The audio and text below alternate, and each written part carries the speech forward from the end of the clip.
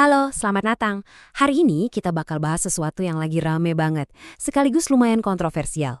Gimana ceritanya kalau dana sosial keagamaan dipakai buat membiayain program makan gratis dari pemerintah? Idenya sih inovatif ya, tapi kok jadi perdebatan? Oke, yuk kita bedah bareng-bareng. Jadi pertanyaan besarnya sebenarnya simpel, tapi jawabannya ini yang agak ribet. Emangnya bisa ya dana yang asalnya dari umat, kayak zakat dan wakaf, dipakai buat mendanai program yang harusnya jadi tanggung jawab negara?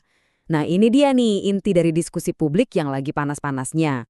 Oke, sebelum lanjut kita pahami dulu programnya. Namanya Program Makan Bergizi Gratis atau disingkat MBG.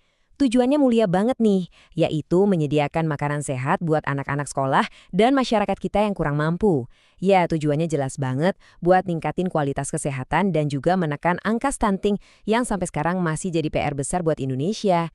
Nah, semua perdebatan ini mulainya dari kalimat ini nih. Waktu itu, pemerintah lewat Kementerian Agama bilang bakal mengoptimalkan potensi dana keagamaan. Dua kata kunci itu, mengoptimalkan potensi, langsung memicu diskusi di mana-mana. Soalnya ini kan bisa diartikan kalau dana umat bakal dipakai buat program pemerintah.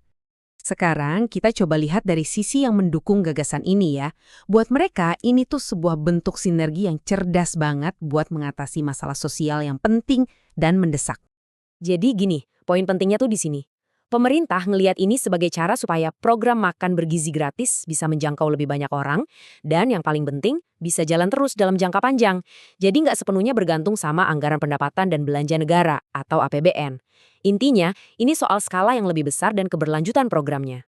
Dana yang lagi dibicarain ini ada dua macam. Pertama, zakat. Ini adalah dana yang dikumpulkan dari umat Islam yang mampu buat ngebantu 8 golongan, utamanya fakir miskin. Terus yang kedua ada wakaf. Kalau ini bentuknya aset produktif, bisa tanah, bisa bangunan, yang hasilnya itu dipakai buat kepentingan umum. Dua-duanya kan punya tujuan sosial yang kuat banget. Kalau secara teori, bayangannya begini alurnya. Dana zakat dan wakaf dikumpulin dari masyarakat, seperti biasa.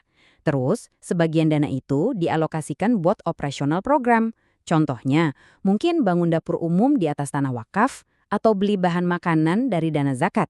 Nah, hasilnya, makanan bergizi itu bisa sampai ke anak-anak dan masyarakat yang butuh.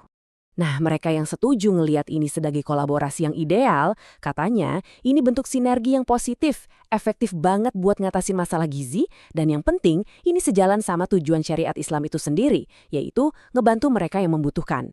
Dan dengan model begini, programnya punya potensi buat jalan terus dalam jangka panjang. Eits, tapi tentu aja nggak semuanya setuju. Sekarang yuk kita lihat sisi sebaliknya dari perdebatan ini. Kita bahas kritik dan kekhawatiran yang muncul dari publik. Nah, di sini kelihatan jelas banget perdebatannya. Di satu sisi ada ide soal sinergi buat lawan kemiskinan. Tapi di sisi lain ada yang negasin, tunggu dulu, menyejahterakan rakyat itu kewajiban utama negara loh. Yang pro bilang, zakat kan emang buat yang butuh. Tapi yang kontra khawatir nanti penerimanya bisa salah sasaran, nggak sesuai syariat. Terus yang satu nawarin solusi pendanaan berkelanjutan, yang satunya lagi malah khawatir soal transparansinya gimana. Ini dia nih argumen paling kuat dari pihak yang kontra. Menurut mereka, negara itu nggak boleh istilahnya lempar tanggung jawab ke dana publik atau dana umat. Kesejahteraan rakyat, termasuk soal gizi, itu kan amanat konstitusi yang harus dipenuhi lewat anggaran resmi negara. Tipik. Jadi, kalau kita rinci lagi, ada beberapa kekhawatiran utamanya. Pertama, soal prinsip, bahwa dana umat itu seharusnya nggak jadi sumber utama buat program pemerintah. Kedua, soal transparansi, gimana dana ini nanti dikelola dan dilaporkan. Ketiga, soal kepastian penerimanya, apakah anak-anak yang terima program ini benar-benar mustahik atau golongan yang secara syariat memang berhak menerima zakat. Dan yang terakhir, ada kekhawatiran kalau ini malah bisa mengaburkan batas tanggung jawab negara. Oke, jadi kan dua-duanya punya argumen yang sama-sama kuat nih. Terus gimana dong kelanjutan dari wacana ini? Yuk kita lihat posisinya sekarang ada di mana. Sampai saat ini, kesimpulannya adalah wacana ini masih jauh dari kata final. Perdebatan publik ini nunjukin kalau ide ini masih butuh banget kajian dan dialog yang lebih dalam. Perlu ada aturan main yang super jelas biar semuanya bisa jalan sesuai aturan agama dan juga prinsip pengelolaan keuangan publik. Dan ini membawa kita ke pertanyaan penutup yang lebih besar dan lebih dalam sih. Di satu sisi kita nih butuh banget inovasi buat nyelesain masalah-masalah sosial. Tapi di sisi lain ada amanah publik, dan aturan yang harus dijaga. Jadi pertanyaannya adalah, gimana caranya menyimbangkan antara inovasi sosial dengan kepercayaan publik? Di mana batas antara sinergi yang keren sama negara yang terkesan melalaikan kewajibannya? Nah, ini tantangan yang harus kita pikirkan bareng-bareng. Terima kasih sudah menyimak.